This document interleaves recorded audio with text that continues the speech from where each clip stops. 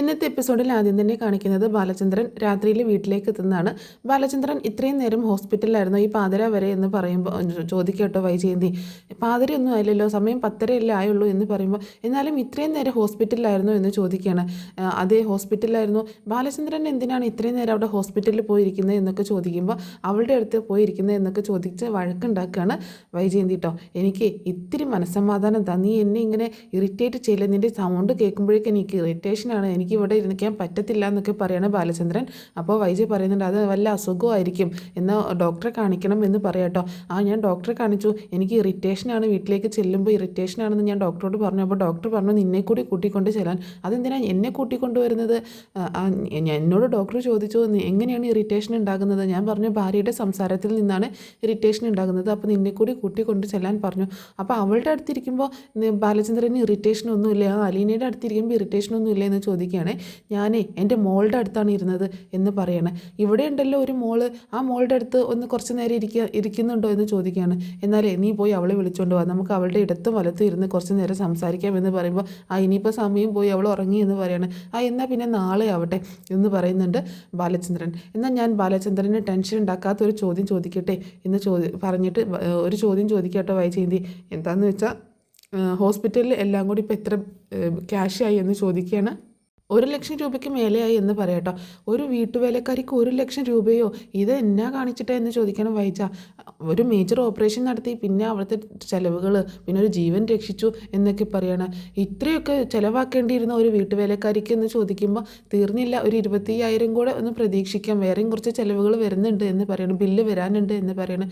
ഒരു വീട്ടുവേലക്കാരിക്ക് 1,15,000 രൂപയോ, അവൾ എത്ര നാൾ ജോലി ചെയ്താലാണ് ഈ കടം ഒന്ന് തീർക്കാൻ പറ്റുമെന്ന് ചോദിക്കുമ്പോൾ ബാലചന്ദ്രൻ പറയുന്നുണ്ട് തൊഴിൽ സ്ഥലത്ത് വെച്ചിട്ട് ഒരു തൊഴിലാളിക്ക് അപകടം പറ്റിക്കഴിഞ്ഞാൽ തൊഴിലുടമയാണ് അതിൻ്റെ കാര്യങ്ങളൊക്കെ വഹിക്കേണ്ടത് എന്ന് പറയാണ് ബാലചന്ദ്രൻ. ഇതിപ്പോൾ അവളെ പറഞ്ഞു വിട്ടാലും ഇവിടെ നിർത്തിക്കഴിഞ്ഞാലും എന്ന് തീരാനാണ് ഈ കടം, ഇത് നഷ്ടം തന്നെയാണല്ലോ എന്ന് പറയുമ്പോൾ ബാലചന്ദ്രൻ പറയുന്നുണ്ട് നീ അവളെ തലയിൽ നിന്ന് ഇറക്കി വെക്ക്, അവൾ ഇതിലൂടെ എങ്ങാനും നടന്നോളും എന്ന് പറയുമ്പോൾ ഞാനാണോ അവളെ തലയിൽ കയറ്റി വെച്ചേക്കുന്നത്? നീ തന്നെയാണ്, അവൾ ഇവിടെ വന്ന അന്ന് മുതൽ നീ തന്നെയാണ് അവളെ തലയിൽ കയറ്റി വെച്ചേക്കുന്നത്, നീ നിൻ്റെ തലയൊന്ന് ഫ്രീ ആക്കുക, അവളെ ഒന്ന് ഇറക്കി വിട് എന്ന് പറയാണ് ബാലചന്ദ്രൻ. പിന്നീട് കാണിക്കുന്നത് ഹോസ്പിറ്റലിലാണ്. ഹോസ്പിറ്റലിൽ കൃഷ്ണമോൾ റെഡിയായിട്ട് സ്കൂളിൽ പോകാനൊക്കെ റെഡിയായിട്ട് അലീനയോട് പറയുന്നുണ്ട് ചേച്ചി എൻ്റെ ഈ ഡ്രസ്സൊക്കെ ചേച്ചിയുടെ ബാഗിൽ വെക്കുന്നുണ്ട്, നിനക്ക് വീട്ടിൽ പോകണ്ട. ഇല്ല ഞാൻ വൈകിട്ട് ഇങ്ങോട്ടേക്ക് തന്നെ വരും എന്ന് പറയാണ്. ഇവിടെ അടുത്താണ് സ്കൂൾ, നടന്നു പോകാനുള്ള ദൂരമേ ഉള്ളൂ എന്ന് പറയുന്നുണ്ട് കേട്ടോ. അത് നിനക്ക് ബുദ്ധിമുട്ടായി അല്ലേ എന്ന് ചോദിക്കുമ്പോൾ ഇച്ചിരി ബുദ്ധി വളരട്ടെ എന്ന് പറഞ്ഞുകൊണ്ട് അലീനയുടെ മൂക്ക് പിടിച്ച് തമാശ രൂപത്തിൽ ഇങ്ങനെ പറയാട്ടോ.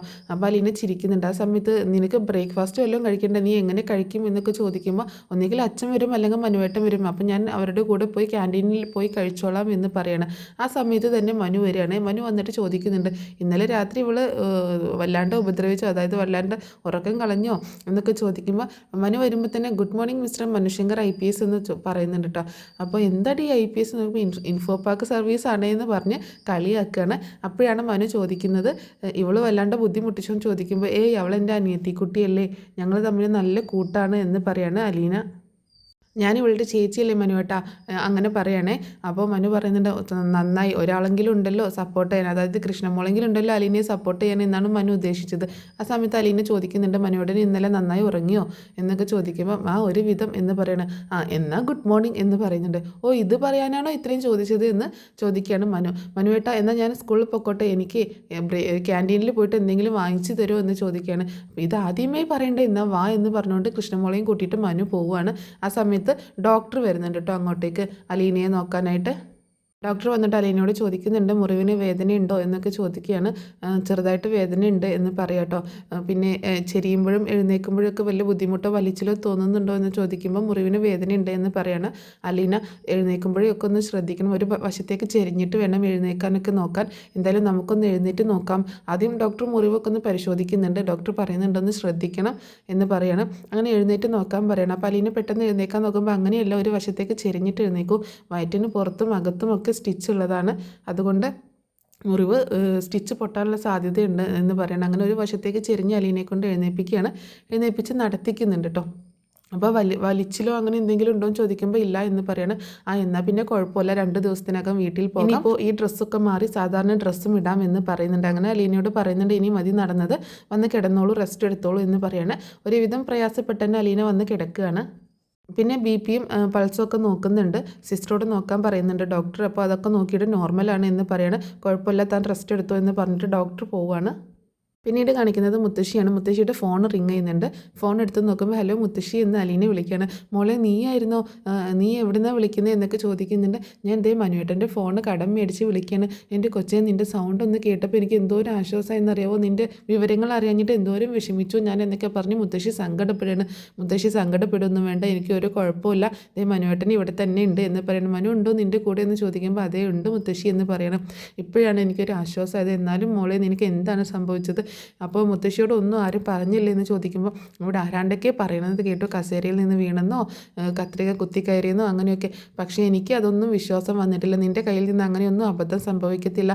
എന്താണ് മോളെ ശരിക്കും ഉണ്ടായത് എന്ന് ചോദിക്കുമ്പോൾ എൻ്റെ മുത്തശ്ശി ശരിക്കും ഞാൻ വീണത് തന്നെയാണ്. നീ വീണതായിരിക്കും, പക്ഷേ അത് ആ റീസൺ ആയിരിക്കത്തില്ല. എന്താണെങ്കിലും നീ ഇപ്പോൾ ഒന്നും പറയണ്ട, നീ ഇവിടെ വരുമ്പോൾ വിശദമായിട്ട് എന്നോട് പറഞ്ഞാൽ മതി എന്ന് പറയണം. ഞാൻ ദേ നാളെ വരും മുത്തശ്ശി, ഡോക്ടർ പറഞ്ഞു നാളെ പൊയ്ക്കോളാൻ ഡോക്ടർ പറഞ്ഞു എന്ന് പറയണം. നാളെ വരുമോ? പിന്നെ ഞാൻ വന്നിട്ട് മുത്തശ്ശിയുടെ എല്ലാ കാര്യങ്ങളും ഞാൻ നോക്കിക്കോളാം കേട്ടോ എന്ന് പറയുമ്പോൾ ദേ എൻ്റെ കാര്യങ്ങളൊന്നും നോക്കിയില്ലെങ്കിലും ഇല്ല, നീ ഒന്ന് വന്ന് കണ്ടാൽ മതി എനിക്ക് എന്ന് പറയാൻ. ദേ മനുവേട്ടന് ഇവിടെ ഇരിപ്പുണ്ട്, ഞാൻ മനുവേട്ടന് കൊടുക്കാമെന്ന് പറഞ്ഞ് അലീന ഫോൺ മനുവിന് കൊടുക്കുകയാണ്.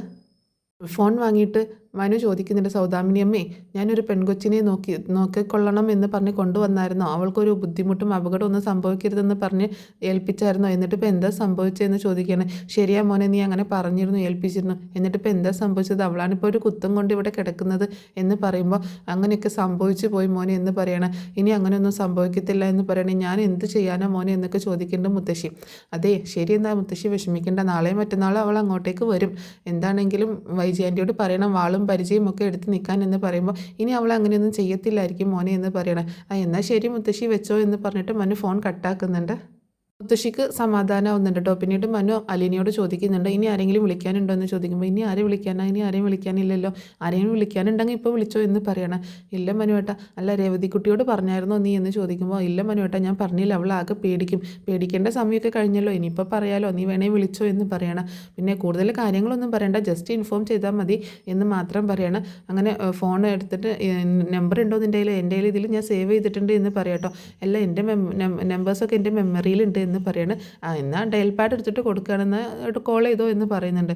ആ സമയത്ത് അലീന കോൾ ചെയ്യാൻ നിൽക്കുന്ന സമയത്ത് ഞാൻ അലീനയ്ക്ക് ചായ വാങ്ങിച്ചിട്ട് വരാമെന്ന് പറഞ്ഞ് മനു പോകാൻ നിൽക്കുമ്പോൾ എനിക്ക് വേണ്ട മനുവേട്ട എന്ന് പറയുമ്പോൾ എനിക്ക് വേണം എന്ന് പറഞ്ഞ് മനു ആ ഫ്ലാസ്ക് എടുത്തുകൊണ്ട് പുറത്തേക്ക് പോവുകയാണ്. അങ്ങനെ അലീനയുടെ ഫോൺ എടുക്കുന്ന രവതിക്കുട്ടി ഹായ് അലീന ചേച്ചി എന്ന് പറഞ്ഞ് സന്തോഷത്തോടെ ഫോൺ ചെയ്യാം കേട്ടോ. വേണ്ട എന്നെ വിളിക്കണ്ട, ഞാൻ പിണക്ക ചേച്ചിയോട്, ഞാൻ ചേച്ചിയെ എത്ര വിളിച്ചു, അന്ന് ഒരു 10 മിനിറ്റ് കഴിഞ്ഞിട്ട് എന്നെ വിളിക്കാമെന്ന് പറഞ്ഞിട്ട് ഇപ്പോൾ എത്ര ദിവസമായി ചേച്ചി വിളിച്ചിട്ട്, ഞാൻ എന്തോരം ചേച്ചിയെ വിളിച്ചു, ചേച്ചിയുടെ ഫോണൊക്കെ സ്വിച്ച് ഓഫ് ആണല്ലോ, ചേച്ചി ആ ഫോണൊന്ന് എടുത്ത് നോക്ക് എന്ന് പറയുമ്പോൾ ഫോൺ എൻ്റെ കയ്യിലില്ല മോളെ എന്ന് പറയണം. വേണ്ട എന്നോട് മിണ്ടണ്ട മോളെ സന്തോഷിപ്പിക്കാൻ, ഞാനിപ്പോൾ എന്താ വേണ്ടതെന്ന് ചോദിക്കുമ്പോൾ ഒന്നും വേണ്ട എന്നോട് പറയണ്ട എന്നൊക്കെ പറയണം. അപ്പോൾ പറയുന്നുണ്ട് ഇങ്ങനെ ഫോണിൽ ഞാൻ കുറേ വിളിച്ചു കിട്ടിയില്ല എന്നൊക്കെ പറയണേ. അപ്പോൾ അലീന പറയുന്നുണ്ട് അന്ന് മോള് വിളിച്ചില്ലേ, അതിനുശേഷം ഞാനിപ്പോൾ ഒരു ഹോസ്പിറ്റലിലാണ്, പാലായിലെ ഒരു ഹോസ്പിറ്റലിലാണെന്ന് പറയട്ടോ അലീന, എൻ്റെ കയ്യിൽ ഫോണില്ല എന്ന് പറയണേ. അപ്പോൾ അത് എന്ത് പറ്റി ചേച്ചി എന്ന് ചോദിക്കുമ്പോഴാണ് ഒരു സംഭവം പറയുന്നത്. അന്ന് മോള് വിളിച്ചില്ലേ, ആ സമയത്ത് രേവതിക്കുട്ടി വിളിച്ച സമയത്ത് ഞാൻ ലൈം ജ്യൂസും കൊണ്ട് രോഹിത്തിന് കൊണ്ടുപോയി കൊടുക്കാൻ പോവുകയാണെന്ന് പറഞ്ഞില്ലേ, അപ്പോഴൊരു സംഭവം ഉണ്ടായി എന്ന് പറയണേ. എനിക്ക് തോന്നിയായിരുന്നു എന്തോ കുഴപ്പമുണ്ടായിരുന്നെന്നുള്ളത്, അതാ ഞാൻ കൂടെ വിളിച്ചുകൊണ്ടിരുന്നത്. ചേച്ചിയാണെങ്കിൽ ഫോൺ എടുക്കുന്നില്ല എന്ന് പറഞ്ഞ് ഞാനിവിടെ പറഞ്ഞപ്പോൾ മാമച്ചനങ്ങൾ എന്നെ കളിയാക്കി, ഫോൺ എടുത്തില്ല എന്ന് ഓർത്തിട്ട് എന്തെങ്കിലും കുഴപ്പമുണ്ടോ എന്നാണ് അർത്ഥം എന്നൊക്കെ ചോദിച്ച്. എനിക്ക് ആകെ പേടിയായിരുന്നു, ഞാൻ പേടിച്ചു പോയി. ചേച്ചി എന്താ ഉണ്ടായത് ചേച്ചി പറ എന്ന് പറയുമ്പോൾ അലീന ഡോറിൻ്റെ അങ്ങോട്ടേക്ക് നോക്കിയിട്ട് അങ്ങനെ പറയാൻ തുടങ്ങിയിട്ട് ഉണ്ടായ സംഭവങ്ങൾ. പിന്നെ അലീന ഡോറിൻ്റെ അടുത്തേക്ക് നോക്കുകയാണ് ആരെങ്കിലും വരുന്നുണ്ടോ എന്ന്. എന്നിട്ട് രേവതിക്കുട്ടിയോട് ചോദിക്കുന്നുണ്ട് അവിടെ നിൻ്റെ അടുത്ത് ആരെങ്കിലും ഉണ്ടോ എന്ന് ചോദിക്കുമ്പോൾ ഇവിടെ ആരുമില്ല എന്ന് പറയണം. എന്നാൽ ഞാൻ പറയുന്നത് ക്ഷമയോടെ കേൾക്കണം, ചേച്ചി ഒന്ന് പറ എന്ന് പറയുന്നുണ്ടോ, ഞാൻ പറഞ്ഞു തീരുന്നത് വരെ നീ ഇങ്ങോട്ടേക്ക് ഒന്നും പറയരുത്, കേട്ടോണ്ടിരിക്കണം എന്ന് പറയാണ് അലീന രേവതിക്കുട്ടിയോട്. എന്നിട്ട് അന്നത്തെ സംഭവങ്ങൾ പറയാൻ തുടങ്ങുകയാണ്.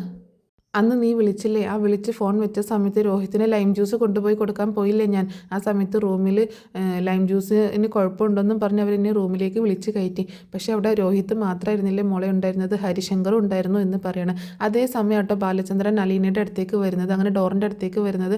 ആ സമയത്ത് ബാലചന്ദ്രൻ കേൾക്കുന്നത് എൻ്റെ സ്വന്തം ചോരയല്ലേ മോളെ, ഞാൻ എങ്ങനെ അവർ പറഞ്ഞു കൊടുക്കും എന്നൊക്കെ അലീന പറയുന്നതാണ്. ഞാൻ എങ്ങാനും പറഞ്ഞു കൊടുത്തിട്ടുണ്ടെങ്കിൽ അവരുടെ ജീവിതം പോലീസ് ലോക്കപ്പിലായിരിക്കത്തില്ലേ, പിന്നെ അതെനിക്ക് സഹിക്കാൻ പറ്റുമോ, എന്നൊക്കെ ചോദിക്കുകയാണ്. അപ്പോൾ അങ്ങനെ ഓരോ കാര്യങ്ങൾ പറഞ്ഞു കൊടുക്കട്ടെ, എൻ്റെ സ്വന്തം കൂടപ്പിറപ്പല്ലേ മോളെ, എനിക്ക് അവരെ രക്ഷിച്ചെടുക്കേണ്ട ബാധ്യതയില്ലേ, അതുകൊണ്ട് മാത്രം ഞാൻ ക്ഷമിച്ചതാണ്. പോലീസ് എന്നോട് തിരിച്ചും മറിച്ചും ഒക്കെ ചോദിച്ചു എന്താ സംഭവിച്ചതെന്ന്, ഞാൻ ഒന്നും വിട്ടു പറഞ്ഞില്ല. എൻ്റെ സ്വന്തം കൂടപ്പിറപ്പല്ലേ മോളെ, ഞാൻ എങ്ങനെ അവനെ ഒറ്റ കൊടുക്കും എന്നൊക്കെ പറയാണ് അലീന.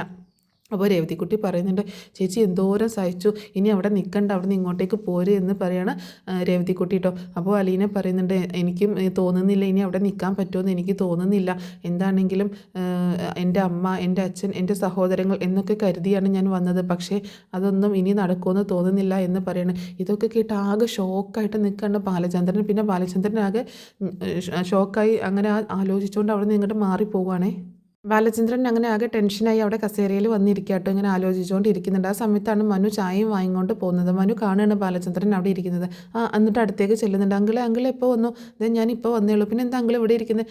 ഞാൻ ഇങ്ങോട്ടേക്ക് വന്ന സമയത്തെ എൻ്റെ എന്തോ സാധനം ഞാൻ കാറിൽ വെച്ച് മറന്നു, അത് ഞാൻ അങ്ങനെ ഓർക്കായിരുന്നു. എന്താ അങ്കിളെ, ഞാൻ പോയി എടുത്തിട്ട് വരാം. അത് എന്താണെന്ന് ഓർമ്മയിൽ കിട്ടുന്നില്ല. ഇനി സാരമില്ല, പോട്ടെ, ഓർക്കുമ്പോൾ പോയി എടുക്കാം എന്ന് പറഞ്ഞ് ഒരു ആബ്സെൻറ്റ് മൈൻഡായിട്ട് ഇങ്ങനെ നിൽക്കുക കേട്ടോ. അങ്കിളെ എന്ത് പറ്റി? അങ്കിളിന് ഇങ്ങനെ ഒരു വല്ലാതെയും ചോദിക്കുമ്പോൾ കുഴപ്പമൊന്നുമില്ല എന്ന് പറയണം. അങ്കിളെ അലീന എഴുന്നേറ്റ് നടന്നു. ആണോ, നടന്നോ? പിന്നെ വേറെ എന്തൊക്കെയുണ്ട് എന്നിങ്ങനെ ചോദിക്കണം. അങ്കിൾ എന്താ ഇങ്ങനെ ഒരു ആബ്സെൻറ്റ് മൈൻഡായിട്ട് ചോദിക്കുന്നതെന്ന് ചോദിക്കുമ്പോൾ, എന്തോ ഒരു ടെൻഷൻ ഉള്ളത് പോലെ ഉണ്ടല്ലോ. ടെൻഷനോ? നിനക്കെന്തിനാടാ ടെൻഷൻ? നീ ചെറുപ്പമല്ലേ, ഞാൻ അങ്കിളിൻ്റെ കാര്യമാണ് പറഞ്ഞത്. എൻ്റെ കാര്യമാണോ? എനിക്ക് ടെൻഷനല്ലേ ഉള്ളൂ എന്ന് പറഞ്ഞുകൊണ്ട് ബാലചന്ദ്രൻ മുന്നോട്ട് ഇങ്ങനെ നടന്നു പോവാട്ടോ. ബാലചന്ദ്രനും മനുവും കൂടെ അലീനയുടെ റൂമിലേക്ക് വരികയാണ്. ആ സമയത്ത് അലീന എഴുന്നേക്കാൻ ശ്രമിക്കുമ്പോൾ വേണ്ട, എത്ര വലിയ മഹാൻ വന്നാലും രോഗി ബെഡിൽ നിന്ന് എഴുന്നേക്കാൻ പാടില്ല എന്ന് പറയുന്ന ആ സമയത്ത് അലീന മനുവിൻ്റെ ഫോൺ എടുത്ത് കൊടുക്കുന്നുണ്ട്. ബാലചന്ദ്രൻ ഒന്നും മിണ്ടാതെ നിൽക്കുകയാണ്. എല്ലാം കേട്ട ഒരു ഷോക്കിലാണ്.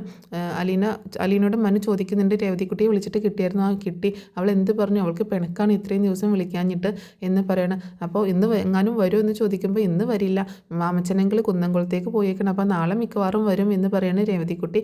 ആ സമയത്ത് ബാലചന്ദ്രൻ വന്നിട്ട്, മനു എന്താണ് നിൻ്റെ പ്രോഗ്രാം എന്ന് ചോദിക്കുമ്പോൾ, ഞാൻ ഇതേ പോവാണെങ്കിലേ നമ്മുടെ കൃഷ്ണമോള് വൈകിട്ട് ഇങ്ങോട്ടേക്ക് തന്നെ വരുമെന്ന് പറഞ്ഞിട്ടുണ്ട്. അപ്പോൾ നീ എന്താ ചെയ്യുന്നത്? ഞാനിന്ന് പോവാണ്, ജോലിസ്ഥലത്തേക്ക് പോവാണ്, എറണാകുളത്തേക്ക് പോവാണ്.